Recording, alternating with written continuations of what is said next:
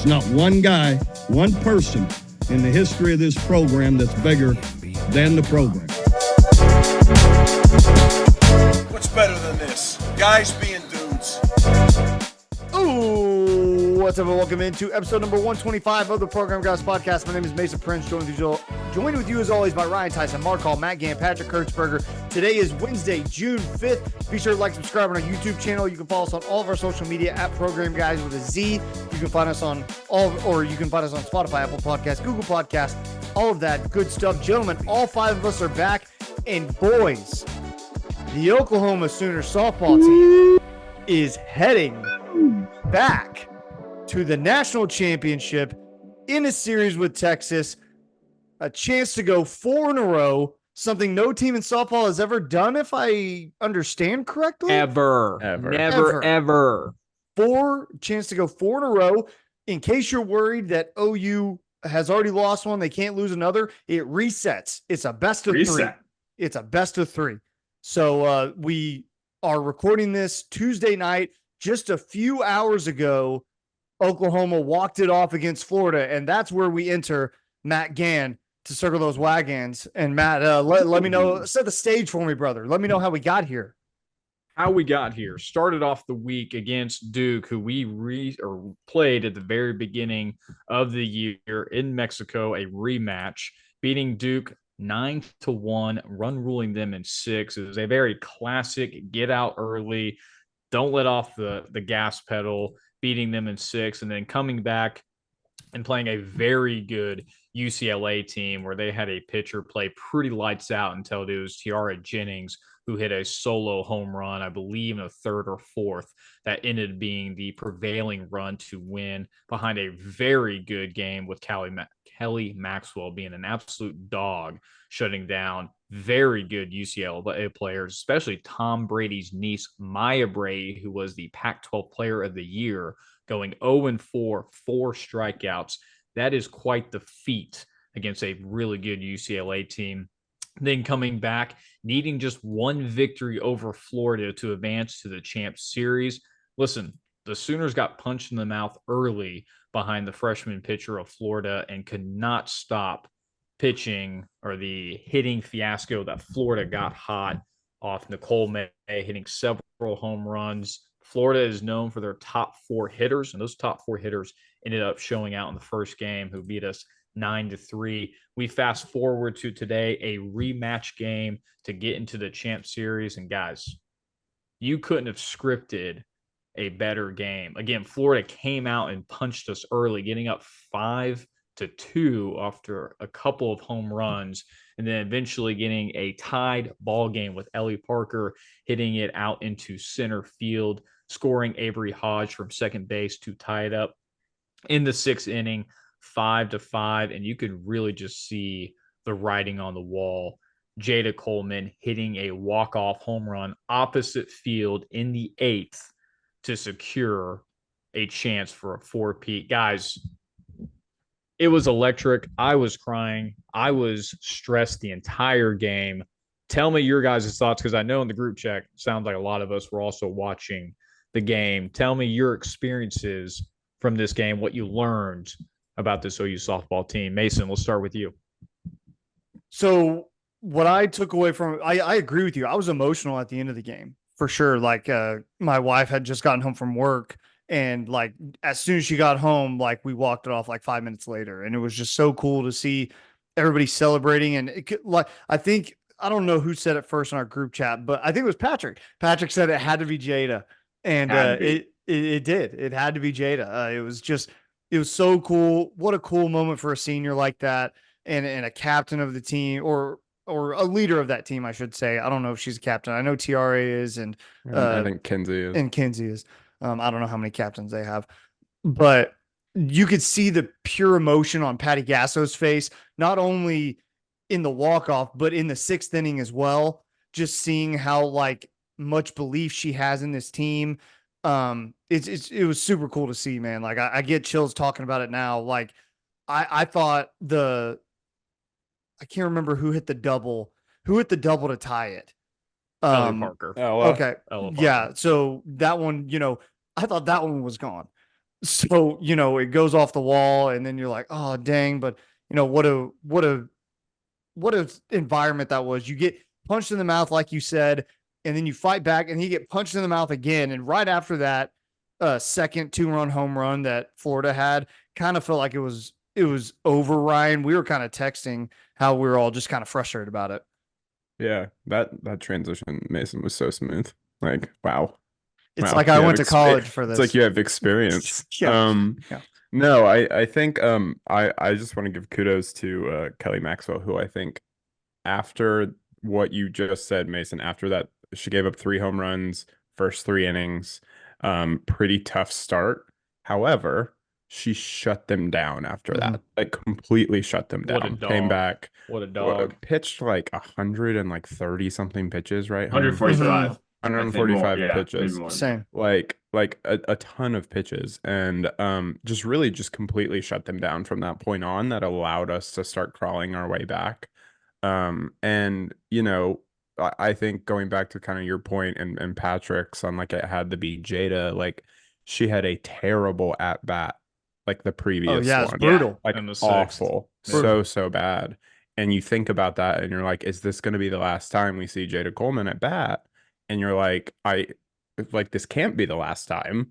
And then she comes up and she hits it, like, I think when I watch back the video, the defender misses it by like that much. It barely gets over the wall. But you can just hear the crowd. It's kind of silent while it's in the air. She doesn't really know if it's going to get there or not. And then it crosses it and everyone just explodes and she's running, like just jumping. It's just an amazing thing. Like, softball's great. Sports are great. OU's great. I love everybody. I love it. I saw a statistic that said we didn't have the lead during a single at bat against our 15 innings with Florida, which is a crazy stat to think about. You really can't count this team out. And I'm super excited for us to play the worst coach ever, Mike White, and beat him. Because no one irritates me more than Mike White. Really? There's Why- no one why I'd is that? rather beat. No one else? Did you see the video of him recently, like pointed to the bag for his player to stop at third, and she stops at third, and then he got mad at her because he was saying to like make sure to hit the base and then run home. It was like completely his fault, and they start like arguing on the field because he's just awful. And then he just talks about how he doesn't have the money Oklahoma has, and if he did, he'd have better players. Oh, which is get out of here. disrespectful to, Imagine like, being in his own Texas team. making that claim. Yeah. Welcome to the podcast, Mark. The guy's the worst, and I can't wait to beat him. Imagine crying poor at Texas. That's crazy, Mark. Yeah. Mark, go ahead. Those are my thoughts. I can't wait for the final. No, it's nuts. It's so fun that it's OU Texas. Both of us leaving the Big 12. It's amazing. It's amazing. It's fun for us guys. It's an unparalleled run of success. And I think to what you said about Kelly Maxwell's outing, Ryan, and 3 home runs in the first 3 innings, who takes Kelly Maxwell out after that is like 99% of coaches. But Patty Gasso And Mason Prince. Yeah. and I was Mason ready. Prince. I was ready. And all of us, Yeah. let's just be real. Like, Yeah. let's not sugarcoat this. But Patty knew something that none of us did and trusted her to go out there and get the win, and she pulls it out. From a pitching perspective, after that start, you can't ask for anything else. Settled down and took care of the game. Well, and after the UCLA game that Kelly had, Patty was highly emotional in the Like post-game press crying. conference. Yeah. Just for how proud she was of her. Just, I guess behind the scenes, you don't know what someone's going through. And I guess Kelly kind of had a tough season, and Patty was just super happy for her. And I'm happy for her too. But yeah, I'll hand up. I was texting in our group text after this second 2-run homer. I'm like, I'm done with this. I've seen enough. And credit to her, she allowed 1 run after that, and is the sole reason that OU was still in the game late in the game, because you get to the 7th inning, I think, the 8th, and OU's trying to come up back to bat, and she goes 1, 2, 3, just quickly gets them all out, gets them swinging, and we're back at bat, game over. Like, that's massive. She was really doing that start of the 4th. Like she was just like boom, boom, boom, boom, taking them out like as they came up, which impressive. Well, Mason, she was great. Mason, I'll take a step further. She's not just the sole reason for this game, but pretty much the entire World Series. We have ridden on her pitching because she has just come in clutch. Because really, the girls behind her, Nicole May, Kirsten Deal, as you can see, just aren't ready for this moment. But Kelly Maxwell, being a former two-time All-American who has yet to get to this stage, or at least get to the Champ Series, proving exactly why she's one of the best pitchers in the entire World Series. And she just proved it out today. I mean, the fact that she got punched, giving up 5 or 4+ runs or 5+ runs in the first couple innings, I think anyone would have given up. But she's got that dog in her. She had to do exactly what she did, was shutting down that very good Florida team. And we talk about a former OU player, Jocelyn Eckerson, who was the second catcher behind Kinsey Hansen, ended up leaving and becoming the SEC Player of the Year. I mean, that's how good OU is that the second string catcher can go to another conference and be the best player. I mean, that is incredible what OU produces from a talent and roster perspective. But Kelly, this team never gave up hope. It's incredible to see, and hopefully we can continue to ride Kelly into the Champ Series, because when you look at their team, there's a reason why Texas is the number 1 seed. I mean, if you look at their World Series, they beat Sanford 4-0. They beat the same Florida team. They run-ruled them 10-0 in 5 innings, and then they beat Sanford again 1-0. So that is 15 runs to 0 runs let up. This team is very good that they're going to play, and it's going to be an absolute incredible Champ Series. Again, this is a rematch from a couple of years ago in 2022 when OU swept Texas, but this is a very different Texas team. What are your guys' thoughts heading into the Champ Series? Patrick, let me hear from you. Yeah, agreed. Like, there is a reason why Texas is number 1, but in my opinion, it just doesn't matter. Anytime that Oklahoma's in a championship game, especially Oklahoma softball, they're the favorites. Patrick, I don't know. It's not to be crass, but no one else like has done that and has the balls for it like OU softball does. Like, Mike White hasn't won one of those with Texas. Those women haven't won one, and at best 2, maybe 3 classes of girls over there were even a part of the program whenever they lost to Oklahoma last time. Meanwhile, every single young lady in the program for Oklahoma has been through the medal at least once, unless you're a freshman. And the freshmen are kind of playing well in spite of that. So stepped up big today. Stepped up big. Had the biggest hits. Yeah, besides Coleman's, obviously. Yeah. And I just think that has to count for something. I understand the way that Texas has gone out and taken care of business. Hey, kudos to them. It looks dominant, right? That looks like Oklahoma has looked the last 2 seasons. I still want to see some odds on this. Let's see who's actually favored in this thing. Mm-hmm. Ryan? I think it'll probably be a 3-game series. That's what I'm expecting. I like, we're not going to be able to play Maxwell tomorrow. So that has some real concern, like, just based on like what we've seen in the College World Series so far. And Texas has had a day of rest that we haven't had.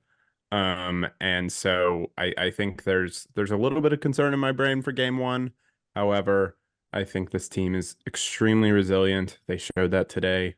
I think it was Kinsey Hansen who basically said after game 1 versus Florida that this team always, when we get punched in the mouth, we always come back stronger. And I think it'll be a tough series. I think this Texas team is very good, as everyone has said. It's been a back and forth. These 2 teams know each other really well. They've played each other a lot this year. We lost the series versus Texas this year. We beat them in the championship, the Big 12 championship. I mean, there's a lot of back and forth. I think there's going to be a pretty even series. I think it'll be fun. It'll be fun. I think this series is so important because, correct me if I'm wrong here, the winner of the OU Texas series then goes on to play OSU for the national championship, right? That's the way it works? Yeah, that's the way it works. Oh, Oh, they're not in it anymore. That's right. They bowed out earlier. Yeah, a bunch of bums. Congrats on your Didn't score one time. Congrats on your Mickey Mouse tournament. Hey, Or at least Mickey Kelly Mouse. Maxwell finally got to the championship series. Yeah, exactly. Great for her. Had to move 90 miles. Really happy to become a winner. But this is the only thing that I have on this series, and I think it's really important. OU goes into it with an underdog mentality, and that's something they have not had the last 3 years. They've won a national title. Imagine you've won 3 straight national titles. You're the number 2 seed. You're going in there. You had to battle after a loss to even get there. Texas has flown through. No competition at all. I feel like all of the pressure's on Texas. All of it. And that's a dangerous place to be if you're Mike White in that Texas team. You're telling me I'm facing the 3-time reigning national champs, Oklahoma, and they're going to have a chip on their shoulder and thinking they have something to prove? That's scary to me. And I think Florida showed it the most. You can get hot, but beating this Oklahoma team twice is damn near impossible. You may get them once, but beating them twice is a Herculean task. And you got to be at your best for not just 7, but sometimes 8 innings to beat this team. And I will be curious to see if they're able to do that. Mason, to back you up, it starts tomorrow. Yes, it starts on Wednesday. So as this episode drops, you're going to see it tonight. And I'm going to be split screening it with the Celtics. Go ahead, Matt. Mason, just to back up your point. It's Thursday. You're right. My bad. Yeah, it's Thursday.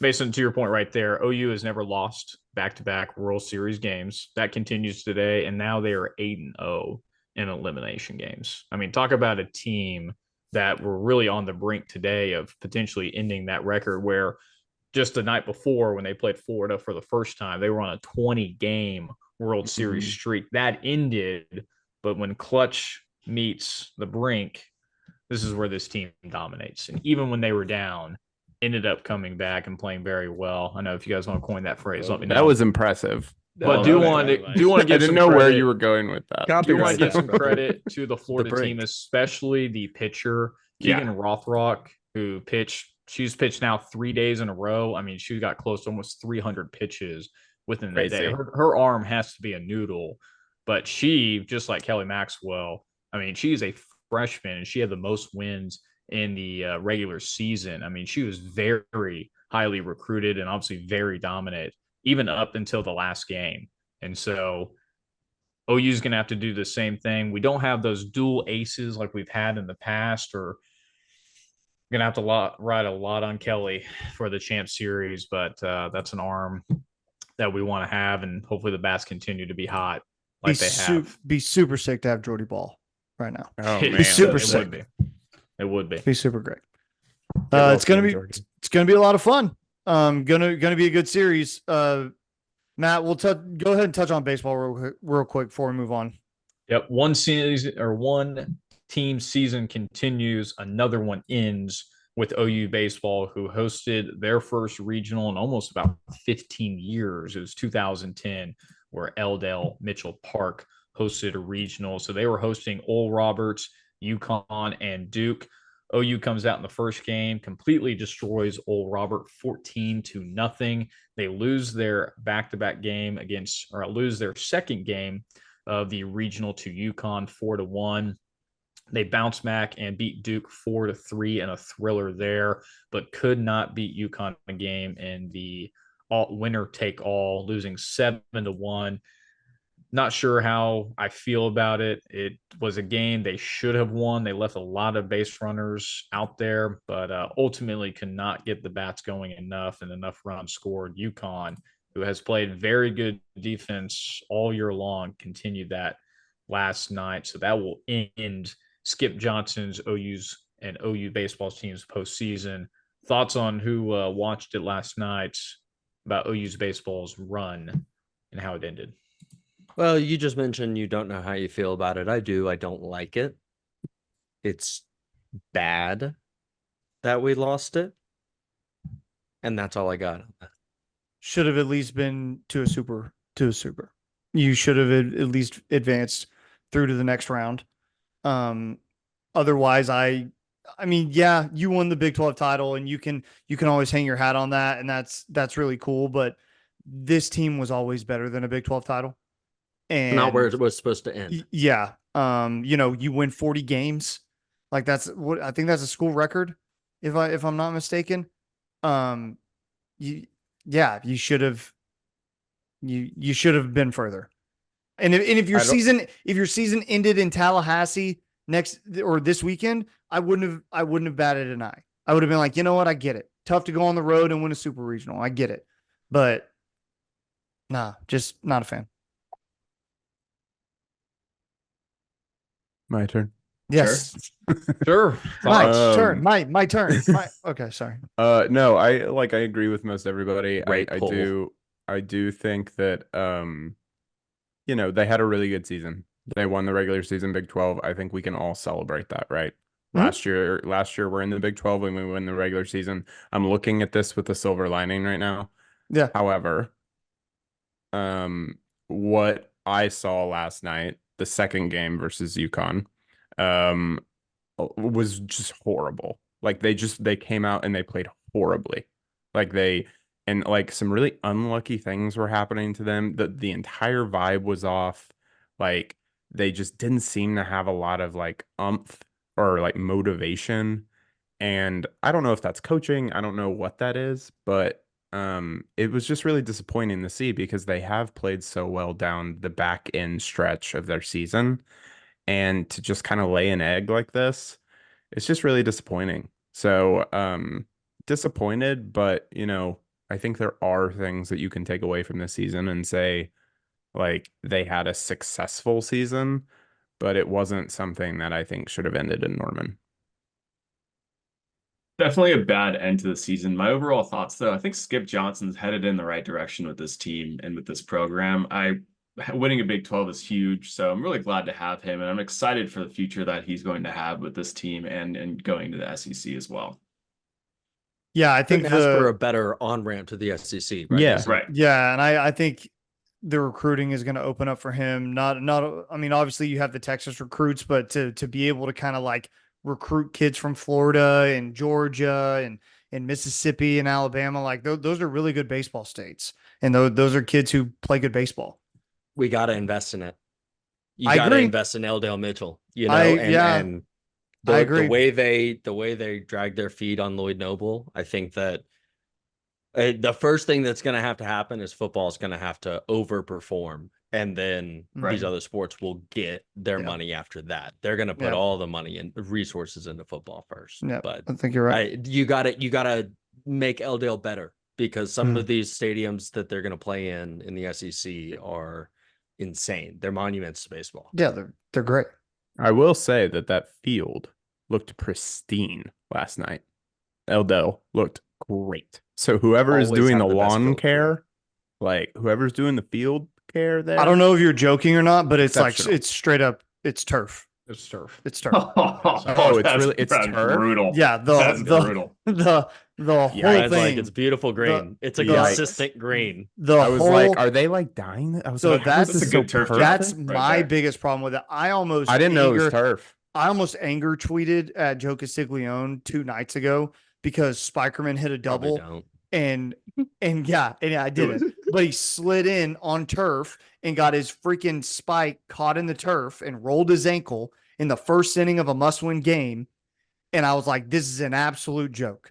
Like, a turf infield is a joke. Like, you can have turf outfield and turf where you want grass, like whatever. I don't care. But turf infield is a joke. That's high school shit. It's so bad. It's so I'm bad. surprised to hear this. I didn't know this. I'm really I didn't know this disappointed either. by it. So It should I take all back, be grass. I take back my my comment. I'm sorry. Because I didn't know if it was a bit. No, it was not a bit. It was like I was looking Good last bit, night. I good was bit. watching this Would and have I was been a like, good bit. wow, this is beautiful. I was like, great work, I noticed it as y'all. well. Yeah. And It now was it almost makes more like sense. fake. Yeah. Well- yeah. It was almost. It actually was. Well, fake. and then That's someone what else it in the was like.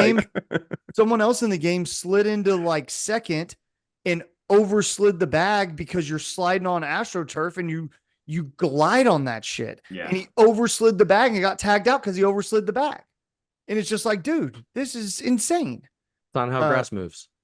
Yeah. That's not how grass moves. I hate it. I hate it. But whatever. They're probably saving thousands of dollars a year, and that's going to justify it. And that's all that's going to matter because I don't pay the bills. So that's fine. On the bright side, Dominic Williams. You got to weigh these things, Mason. I know. That's true. All right, Matt. Anything else, brother? That is it. Hopefully, we have some good news after this week's Champ Series, but that is a quick Circle the Wagons update. Thanks for tagging along, everybody. Amazing. Thank you, Matt Gann. Let us know down below in the comments what you think of the softball moving on to the National Championship Series and the men baseball team losing in the regionals. We read every single one of your comments. All right, boys. On to some football news. And good Lord, we're in June. Football. Good Lord, we're in June. This is the Junest June in a while. Yeah. ESPN and it's only the 4th. So. ESPN released their FPI way too early FPI. And Georgia's at 1, Oregon 2, Texas 3, Ohio State 4, Alabama 5, Penn State 6, Notre Dame 7, Oklahoma 8. Oklahoma at 8. According to the FBI, which I do like. I'm not opposed to FPI. I kind of enjoy how they get their numbers and stuff. But according to FPI, OU projected to go 8-4. That's the FPI projection. It's tough coming in at number 8 and being like, you're gonna go 8-4. I know. Well, they have this is funny to me. Oregon and Notre Dame have the highest win out percentage in college football at Notre Dame 15.8% and Oregon 15.7%. In case you're wondering, OU uses 0.8. So I haven't looked at Notre Dame's schedule, but a lot of people are picking Notre Dame to like run the table. And if they do, who do they have? They'll have USC. We know that.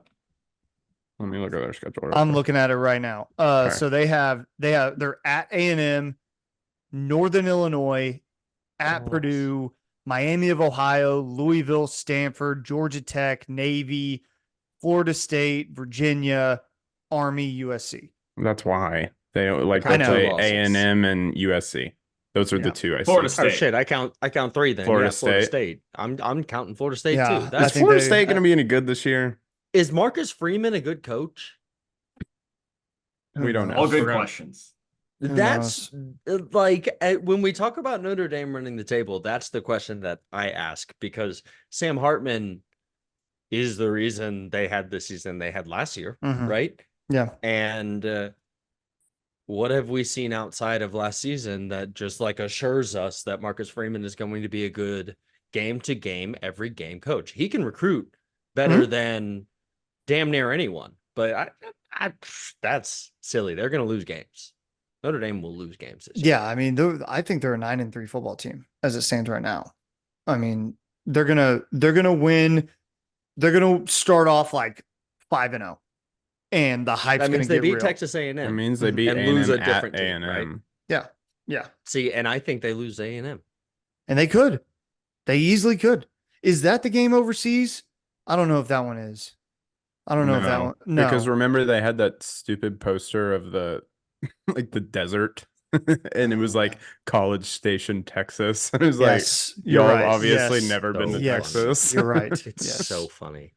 I wonder if the kids, that never visited Texas schools really think that's where they're headed. Oh man, I hope so. I think they're going to Lubbock, but they're actually going. Yeah, dude, Lubbock looks like that for sure. Yeah, Lubbock looks like that. Not that. Yeah. Patrick, you're an A&M apologist.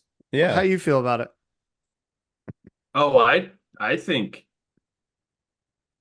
that game will be tighter than most would think. Like first game of the season, no team has an advantage really when you're going into the first game. It'll be a loud crowd. Notre Dame should pull it out, but I wouldn't be surprised if it's really close. I gotcha. But I don't like A&M at all from a football perspective. Just to be clear. Right. Yeah. Yes. Right. Right.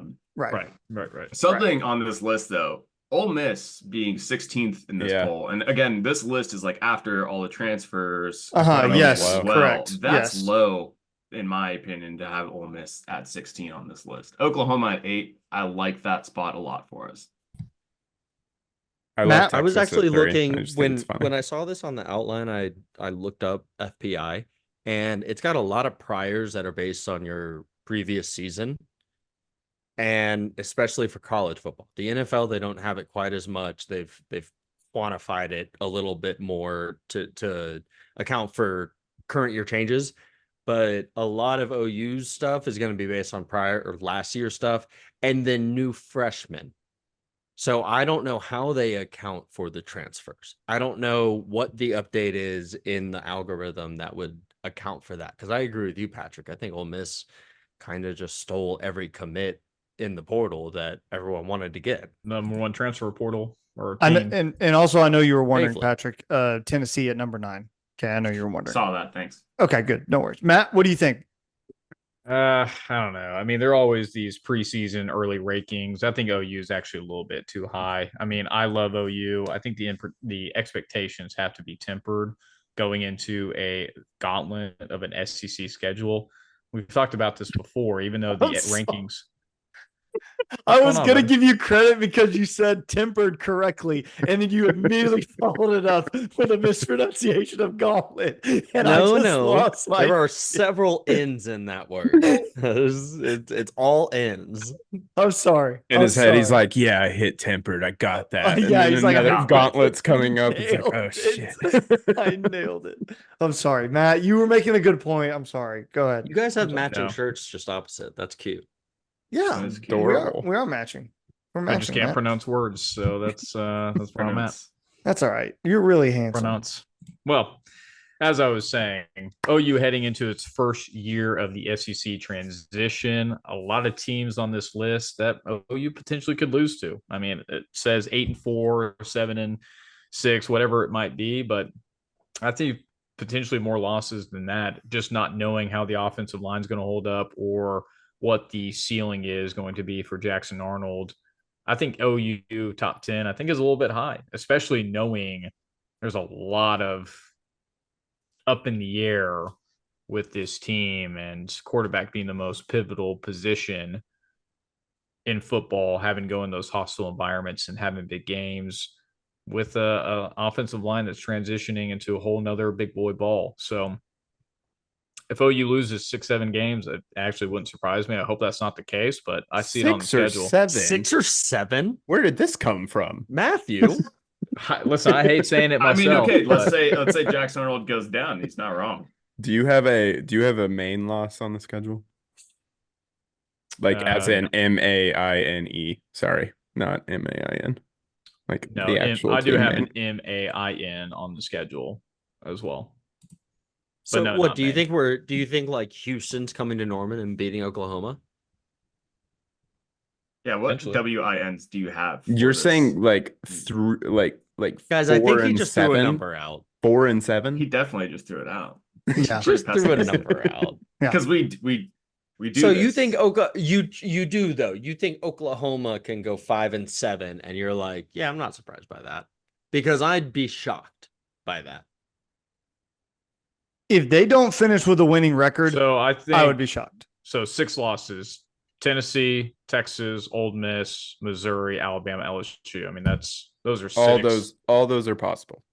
I don't think we'll lose all of them. I don't think we'll lose all of them. We split those in half, most likely. I like Patrick's explanation of that too. I give you a toss up to the vast majority of those games, and if you win 50% of them, I don't think OU. I mean, I say this now, of course we will, but OU fans won't bitch about those 6 games. We will. You split those. I know, that's why I said it. Well, I think we're all a little like too concerned about the fact that it says LSU on the scoreboard instead of Iowa State a little bit. These guys still show up and play football. Like it doesn't matter that it's like harder every week. You still go and play the game.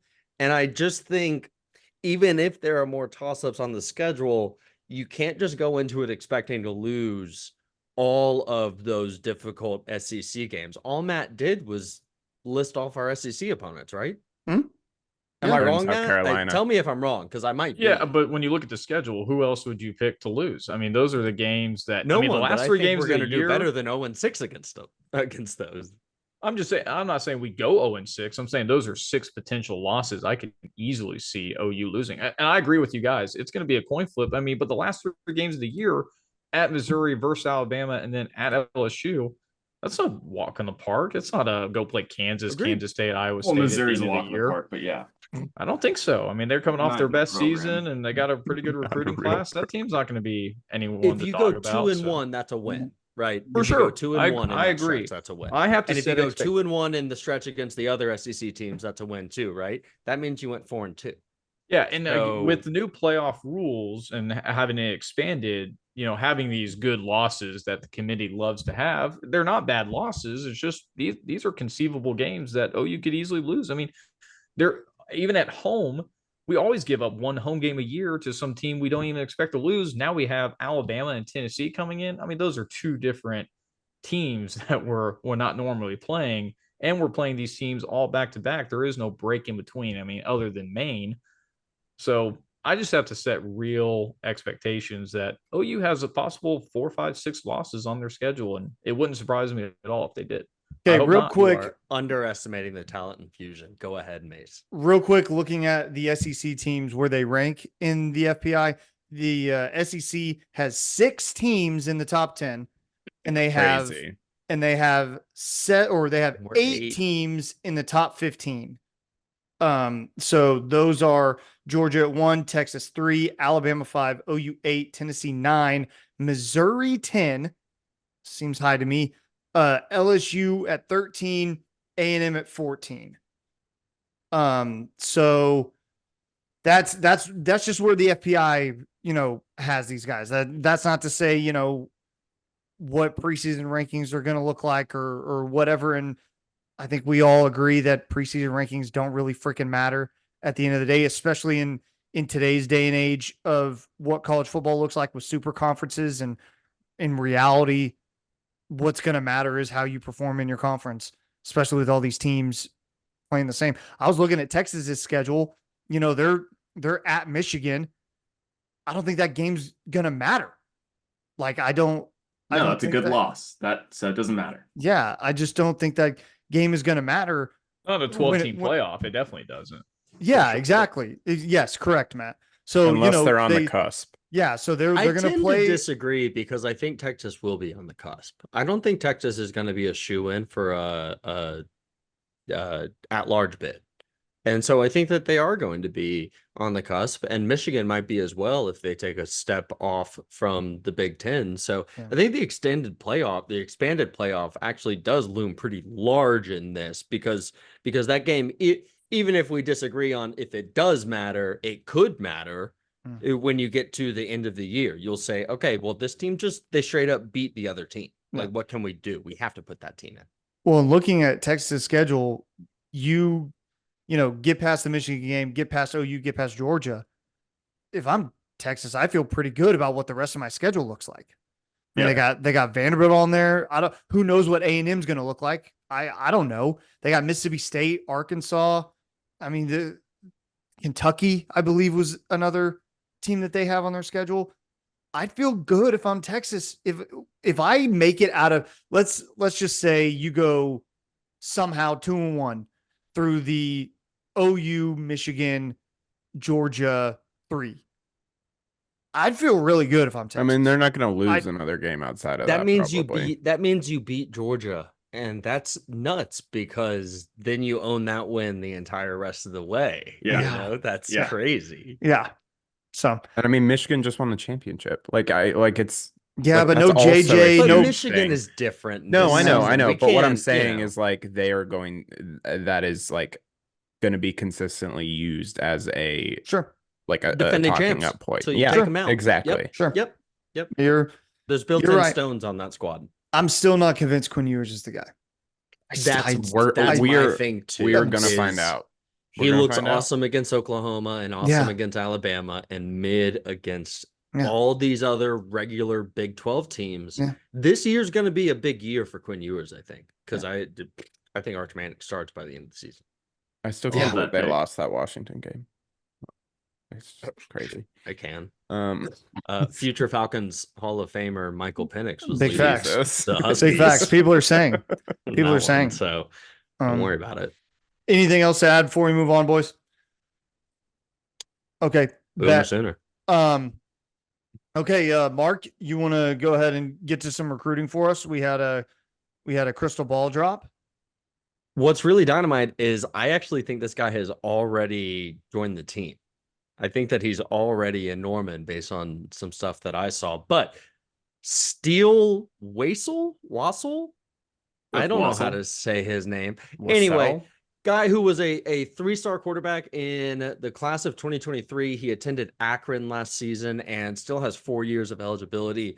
Comes to Oklahoma. He's an Oklahoma guy. Went to Choctaw High School. And look, man, if we get to the point where he is on the field, that's bad news for Oklahoma. Same time, this is the kind of guy that makes you better behind the scenes. He's someone who had a scholarship, probably is taking a walk-on offer from Oklahoma. I can't imagine they're using a scholarship in this situation, and is competitive depth for everyone that makes the defense better on a day-to-day basis, because the ones don't go against the ones during the season to the degree that you might think. They're all just working towards game planning the next game. So a guy like, I'm going to call him Weasel. A guy like Big Weasel No, is... don't do that. It's too late now. A guy like Big Weasel Weasel's is... like a negative thing. Come on, okay. Not in this Continue. case. Not anymore. He's the big dog. Nice, slippery. Steely Weasel is going to be a valuable part of the team in the way that, only 11 guys can be on the field, but you have a 100-man roster. All of them are valuable in their own very special way. Go Akron. Well, I was going to say, now that General Booty has left the building, got to bring somebody in, and the Big Weasel might be that third, fourth string guy. And look, he has as much experience in the offense as Casey Thompson does, right? So if he comes in and is able to play a little bit better than Casey Thompson, I mean, he redshirted last year. He's only a redshirt freshman. He's nothing age-wise, but it's a body in the room. I don't think we mentioned his size, 6'4", 215. That's nice. I like it. Convenient. Dude, he's a bigger dude for sure. Big Weasel. I just need someone in that room besides Large Jackson Weasel. Arnold to have a pulse when they walk out there. As long as I don't see a dude like Davis Bevel walk out there again, I won't ever complain. Just I can't have another guy walk out there and just we're in complete handcuffs. Like I think it it's just going to can't. have to be Thompson too. I know. Because I think General Booty he's looked got the most awesome in the spring experience. game, right? But he left. I would have gone to General Booty in the third quarter of a random ass game back in when we had him, but Just that guy. no longer. No longer. That's All a right. whole segment unto itself. Who's the backup quarterback, guys?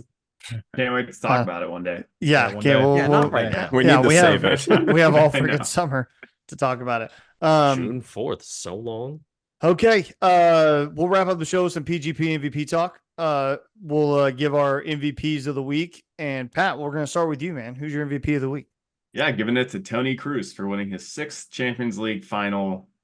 Best Crazy. German midfielder probably ever at this point. Love the guy. That's my MVP. Okay, and One this, German beating another German. and this is talking soccer, by the way. Mbappe joining Real Madrid should be illegal. Yeah, Like it should be illegal. and he's going Soccer's for got its free. own rules, baby. That just I hate it. Yeah, I hate me it. too. Also hilarious while we're on it, talking soccer. Man Talking City soccer. Man City is trying to sue the Premier League for their Amazing. financial rules.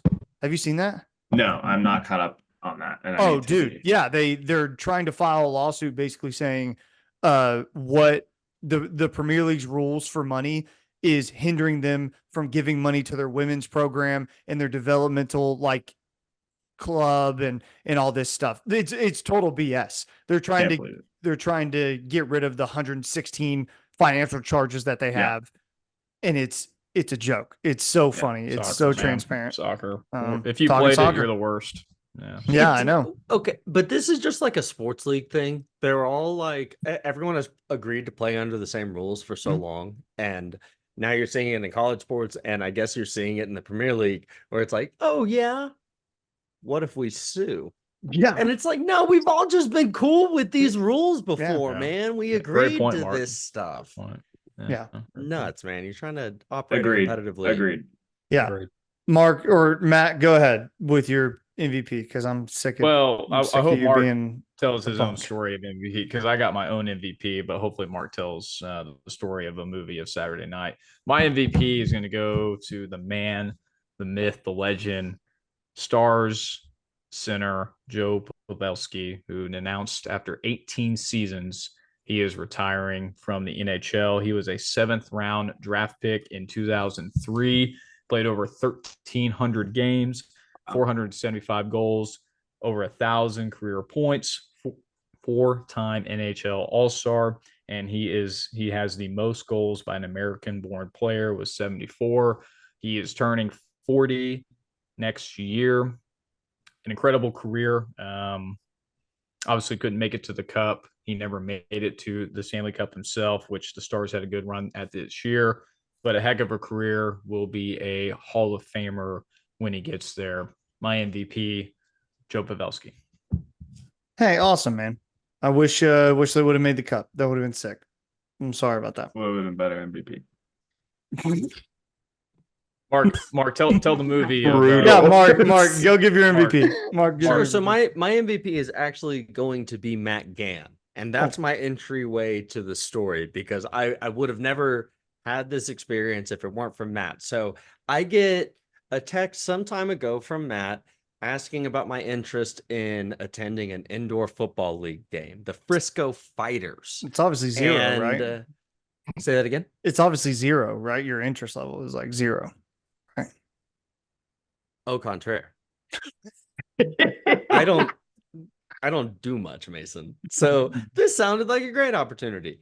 Join up with the guys, go have a good time, watch some weird football because it's like 8-man ball, right? It's arena league rules. It is a converted hockey stadium that they play in. And so it's very interesting what they do. It's a 50-yard field, but I agree to Matt immediately. I'm like, yes, let's do this. Let's have a great time. So me and Matt and fellow program guy, Preston Coleman, comes along to the game. We have a great time. But I don't know what to wear to this event, right? Because I don't have any Frisco Fighters gear. Why would I have Frisco Fighters gear? Before Matt invited me, I had no idea this existed. And so classic move, I think. I throw on a Hawaiian shirt and some khaki colored jeans, and I'm ready to go. It's easy peasy. And then we walk in, and Matt, I think, is the first to notice there's a nice little archway over the escalators that is luau themed. And Margaritaville. The person checking our tickets is handing lays out before you walk on the escalator. Perfect. And we find as we get up the escalator, it's Margaritaville night. And what are the odds of that? What are the odds of that? And so at first it's just a cute, fun little thing. And then we go to our seats. And at one point at our seats, they run a little special on the video, the large screen. And it's to shout out the Margaritaville people, the people who dressed up for the occasion. And there's a handful of people that go by, and then it comes up to me. And let me emphasize this. No one's watching. No one's interested. Like in the crowd, there is no enthusiasm. How large is the crowd for what's here? going on? Matt? Maybe like a less than 1,000 for sure. But okay. Yeah. I mean, okay. definitely. Yeah, definitely less than 1,000 for sure. And no one's really paying attention to what's going on, but I am. I'm watching. And I'm in a Hawaiian shirt, so I'm thinking about it, right? And I stand up, and finally the camera hits me. And I like raise my arms, and I like call for them to continue praising me, and no one's doing anything. But I caught the attention of some dweeb working for the Fighters over in the corner. He's a rock star, but and what a dweeb. You called him a dweeb?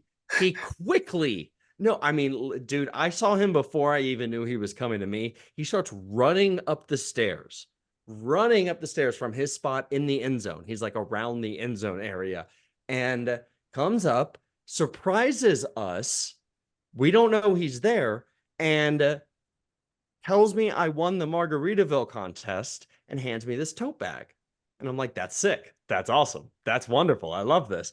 And I checked the tote bag. It is a branded Margaritaville tote bag. It's got 2 Tervis coffee mug thingies in it. Amazing. And 2 Margaritaville branded pickleball paddles that are worth $150 a piece. Amazing. They are real pickleball paddles. What? I looked up the company. I don't know it offhand, but this is a legitimate thing. And the guy goes, and keep your eye out because when we do the t-shirt toss, I'm going to look out for you. No t-shirt toss all game. And so we're a little bit bummed. We're like, I'm looking out for this guy every time he starts tossing anything. Okay. This is our homie at this point, right? Nothing happens all game long. When he goes to toss things, he runs to the other end zone. We think he's ducking us. Total poser, right? Turns out we couldn't be more wrong. He comes to us in the fourth quarter, 3 t-shirts, I guess appropriately sized for what he thought our bodies were. And we all got a t-shirt out of it. It was a wonderful time. I had a blast. So my MVP is Matt Gann because I never would have been the Margaritaville MVP if it weren't for Matt's invitation. And the fighters won, baby. And all in one night. The fighters won. Thank God. From Langston University, you can't beat that. It's the love of the game. A movie. Absolutely fantastic. Ryan, who's your MVP? Well, I can't top that, so I'm going to go with an LVP. I think you could.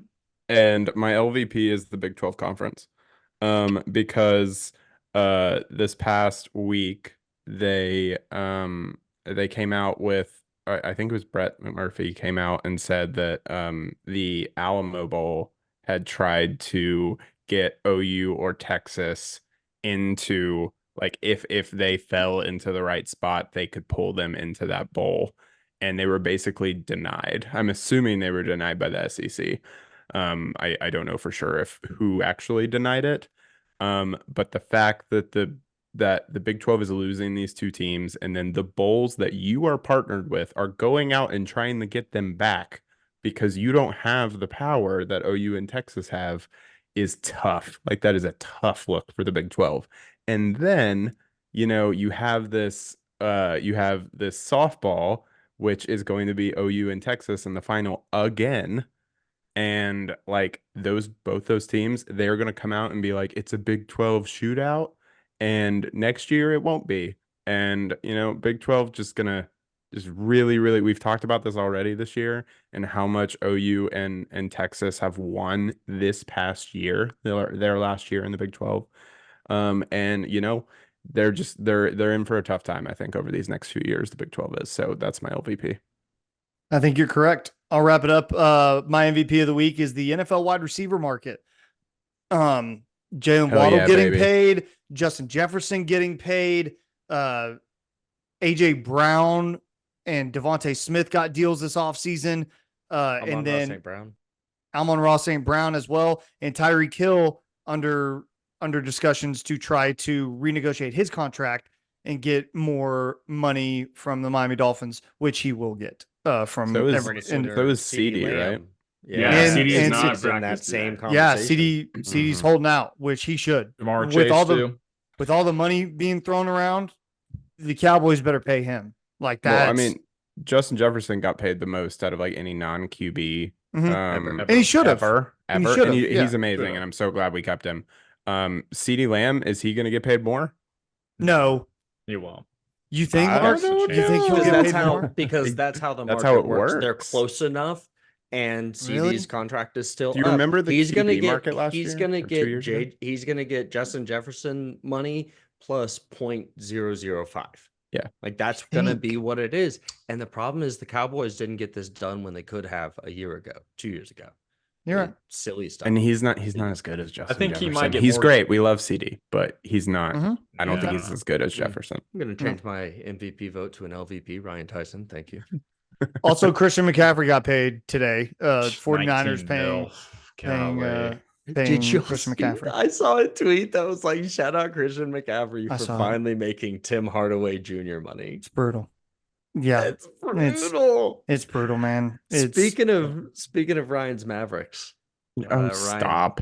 who are you taking in the series? I'm Who do you think Switzerland. wins it? I'm Yeah, Switzerland. but just like, what do you think before we get out of here? I think if Luka and Kyrie play the way they did against boy. the Timberwolves, I think they're Here we probably go. going to beat the Celtics. Here we Go go. dog. Here we go. All right. That's right. I'm objective. I love it. I just think. What about if those Jason two- Tatum and Jaylen Brown play the way they did against the Pacers? I don't think the Pacers are as good as like the Western Conference. I don't think they've been I mean, you're not challenged wrong. like the Western Conference has. I think that's more of a gauntlet. Have you considered Al Horford? I have not. What about Drew Holiday? I have not considered him. What a However, show, you know, guys, huh? but I said, I'm Switzerland. I don't like. Didn't I have seem no, like it. I have no horse your in this wife, race. your wife is a Mavs Yeah, totally. fan. Ryan's Come on gonna now. be sitting on the couch with his wife saying, "Oh, I'm neutral on this," as the And then I'm Mavs gonna are get shooting something- free throws down 2. And then I'm gonna get something thrown at me because I say I'm neutral. So. feeling very, very not Switzerland. I'm trying to feeling very Italian if I'm gonna say anything. But I've you know, done my that's job. I've done my job. yeah. Gonna drink some tea tonight. This guy. Oh damn. Yeah. Okay. Yeah. Yeah. Okay. yeah. But Okay. Got I some mean, heat. hey, look, I think the Celtics are gonna get swept. You know, I think they're just not good enough. Shut up. They're just not You're good such enough. a dog. They're No one is saying that. They're not gonna do it. No, he's He's saying not gonna do it. it. He's saying it. He He's can say trying to whatever he do the wants. reverse psychology thing on the universe. Hey The man, odds on that all are I pretty nuts. all I hope is I hope that everybody has a good time, and I hope Luka is the guy that everybody thinks he is, and Kyrie's the guy everybody thinks he is. Because if they're not, I'm not gonna let anybody forget it. That's I've what got I my just- bookmarks. I got my Mason, tweets saved. that's what I just told you. I said if they play like they did, but if they don't, the Celtics are going to win this series. You can get the Mavericks at plus 1,800 to My favorite- sweep the Celtics, Mason. My There you favorite go. thing, though, good. I might put it on there. My favorite thing, though, is how everyone wants to throw it in the Celtics' face that they had like an easy route in the Eastern Conference Finals. They're the number 1 overall seed in the NBA. They are statistically supposed to have the easiest route to the NBA Finals. They're point. not. They're not a team that this is their first rodeo, aka the Mavs. The Celtics have been here before. They had a lead in the NBA Finals. They lost to the Warriors. This is a team that's been through it. They've been to the Eastern Conference Finals 5 of the last 7 years. Yeah, but the Eastern Conference is not as good as the Western Conference. This year, Most What- years in what the about- past. I would say the last Like, decade, the Western Conference Yeah. has been a better conference overall. you think 15 that? years. Hey, top to how far bottom. did the freaking Thunder get this year? You freaking bum. The expectations for the Thunder weren't the Yes. NBA Finals. No, yeah, it was. And where'd they go? No, This went so well. the expectation was not the Finals for the Thunder. yes, they it were was. just trying to one make They it. were the seed. number 1 seed They're in the the one Western seed. Conference. Yeah, When I no get one the That's a one expected seed, them to coward win. mentality. No one That's a expected them to coward win mentality. That's a 57 coward games, mentality. That's why the have number one Stars lost. seed. You're a bum. Oh, Don't bring that to me. we've turned. We've If the turned. You're a Celtics were in the coward. Western Conference, You're a they would not be in coward. the Finals. You You're a poked the bear coward. a little bit, and Mason just Nah. is ready to go. Nah, I don't That's- have Jaylen Brown and Jason Tatum. you're on right. my You team. don't, but I do. I do. And Drew Holiday and Kristaps Porzingis. I mean, the Celtics were meant to go to the I finals. do. agree. And They're a you're great right. And guess team. where I am? I'm playing for the The finals. finals. Yeah. you had to. You And had to beat we're the a Pacers to 1 get seed, there. and so are you. Oh, look at us. We're young and You fun. played the Heat without Lost in the Jimmy semis. Butler. You played Lost in the semis. Pacers. Hey, Lost in the Caliber. semis. the only thing I'll say about that Gan is SGA is a top 5 player. So He is. He's I all think- NBA, I not think Jalen Brown. that's- He's all NBA, not Jalen Brown. Isn't that right, Matt? And Isn't you're that the right, number Matt? 1 Say it. seed. The You're Thunder. the number 1 seed in the Western Conference, which we all just agreed, other than Mason, is the harder conference. the Western the- Conference is for sure. So yes, you're expected, I think, to get to the championship if you're the number 1 seed. I don't Look, think guys, so. Not in the Matt's Western team Conference. underperformed, but he can't say it. He just can't. No, they say it. It's okay. underperformed a playoff run, but they played a really good Mavs team, and the Mavs are in the finals because they're a good team, and they exploited the Thunder's weaknesses, which is defensive rebounding and girth. That's what the Thunder don't have. So if the Celtics win, are they going to be better than the Thunder because they play in a weaker conference? I think the Celtics are was better that transactional property? I don't think the Thunder are better than the transitive Celtics. property. Transitive property. Yes, it you. does mean it. Yeah, I mean, isn't it crazy when you get to the finals? It does mean it over everyone. It's just, oh yeah, now they're the best. Hey, this is going to be a really fun series. I think it'll be a lot of fun. It'll be great. I'm glad that there's finally like nights between games, and so that things can simmer, and we're gonna get like 2 podcasts out of this series, hopefully. Again, Mason, if you think the Mavs are gonna sweep, man, we'll only get 1 pod, but I can get. Hey, by the way, I'm going for the Celtics. F the Mavs. I freaking hate the Mavs. I'm going for the Celtics. I'll claim the side. I think the Celtics are better than the Mavs, and I hope they win because I hate the Mavs. Weird. I'm glad. So you think the Celtics are better than the Mavs, so the Celtics are better than the Thunder? I think the Celtics have always been better than the Thunder. I never claimed that the Thunder were better. I said the Western Conference is a better conference than the Eastern. If the Thunder were in the Eastern Conference, I believe they would have made the Eastern Conference and played the Celtics. Would they have beaten them? No, but they would have been a tougher matchup than the Pacers. For sure. Sorry, Matt. We're on the same Heat team. without Jimmy Butler. I mean, come on. We're on the same team now. Go Matt. Celtics, sorry, baby. Celtics I'm and 4. sorry I said the mean things about the Thunder. Kyrie Irving apologist Ryan Tyson got me all hot and bothered. Dude, Kyrie T is crazy out here. He's nuts, man. Dude, he's like, you cannot bet against Kyrie in a 6-7 game series. Guys, I really love his opinion on how flat the Earth is. We're in California. We were in California. He was trying to join his book club. I saw it over the shoulder. He was trying to join the book club, man. Ryan has a book club now? No, Kyrie Irving does. Oh, yeah. Don't worry about it. I'll tell you about it. I don't have a book club. All right, that's going to do it. Episode 125 is in the books. Be sure to like, subscribe on our YouTube channel. You can find us on all of our social media at Program Guys with a Z. You can find us on Spotify, Apple Podcasts, Google Podcasts, all that good stuff. We'll be back with you next week. Boomer Sooner trying to win a national title. Go OU softball, beat Texas, all that good stuff. Pat, take us out. Keep pushing it, baby. 3, 2,